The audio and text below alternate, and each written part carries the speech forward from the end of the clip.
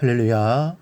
사랑하는 대강의 가족 여러분, 오늘 하루도 하나님의 말씀과 동행하는 삶이 되길 소망합니다. 오늘 함께 나눌 하나님의 말씀은 고린도전서 1장 4절에서 8절 말씀입니다.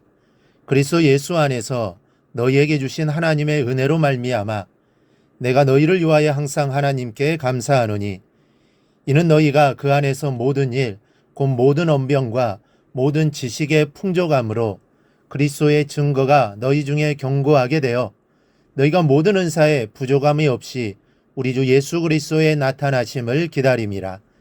주께서 너희를 우리 주 예수 그리스도의 날에 책망할 것이 없는 자로 끝까지 견고하게 하시리라. 아멘. 이 성숙한 사람의 두드러진 특징이 있다면 그것은 자기보다 못한 사람에게서도 배울 것을 찾는다는 점입니다.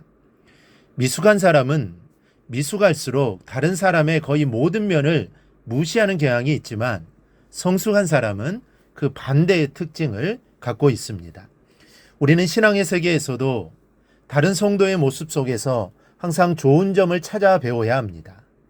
형제들의 티끌이 보이면 내 눈에는 들보가 없는가를 먼저 살피고 장점은 아주 작은 것이라도 귀하게 여기고 배워서 내 것으로 삼는 자세, 그것이 바로 성숙한 성도의 모습입니다.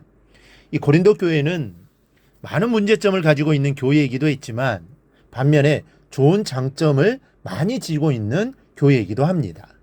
이 고린도전서가 고린도 교회의 문제점만을 짚어가기 때문에 이 고린도 교회는 온통 두통거리 신자들만 모여있는 교회였나 보다라고 생각한다면 이것은 오산입니다.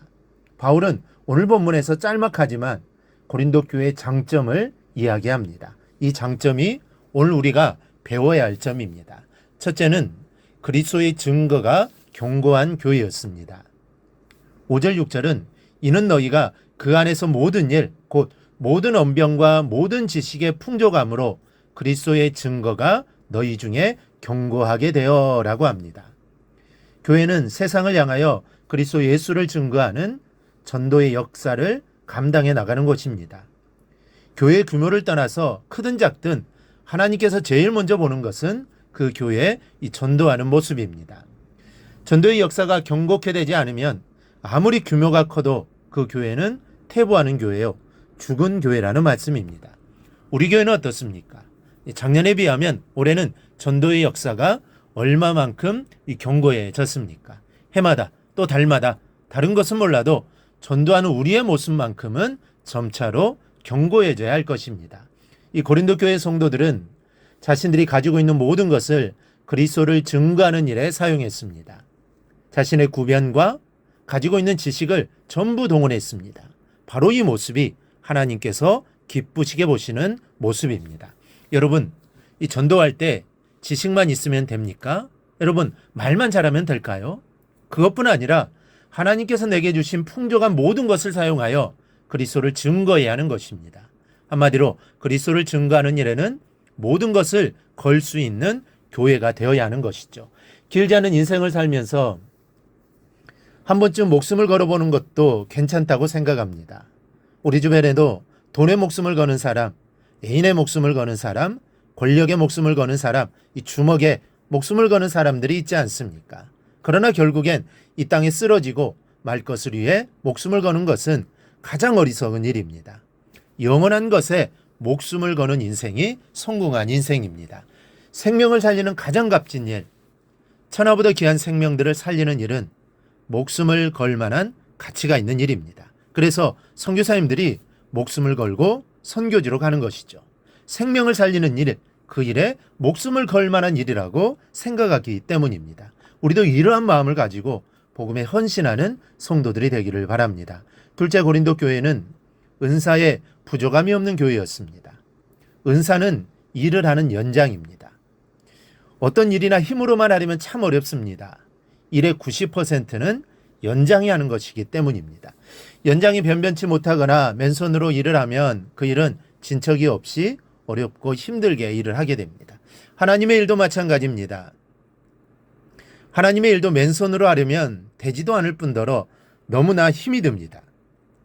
하나님의 일에도 은사라는 연장이 있어야 합니다. 그런데 하나님의 은사가 무엇입니까? 값없이 주시는 모든 것이 은사입니다. 우리에게 주시는 구원으로부터 이 땅을 살아가는데 소용되게 주시는 모든 것이 은사입니다. 그러나 범위를 좁히면 은사란 하나님의 사역을 감당하는데 꼭 필요한 성령의 특별하신 능력을 말합니다. 고린도전서 12장에는 성령께서 우리에게 주시는 은사들이 나열되어 있습니다. 지혜의 말씀, 지식의 말씀, 믿음, 병고침, 능력행함, 예언, 영분별, 방언 통역 등등의 역사가 바로 성령의 은사들입니다. 그런데 고린도 교회에는 이런 은사들이 부족함이 없었다는 것이죠. 그리고 무엇보다 이런 은사들이 그리스도를 증거하는 일에 적절하게 쓰여지고 있었습니다. 그러나 고린도전서 12장에 기록된 것 외에도 그리스도를 증거하기 위하여 하나님께 주시는 모든 것이 다 은사입니다. 내가 예수를 증거하도록 하는 모든 것들이 다 은사인 것을 확신하고 내게 있는 모든 것을 하나님의 영광을 위하여 사용할 수 있기를 바랍니다. 오늘 하루 하나님이 내게 주신 은사가 무엇이 있는가를 조용히 여쭈어 보십시다. 예수를 증거하는 일에 소용될 수 있는 모든 것이 은사요, 그것을 감추어 두는 것은 죄악입니다.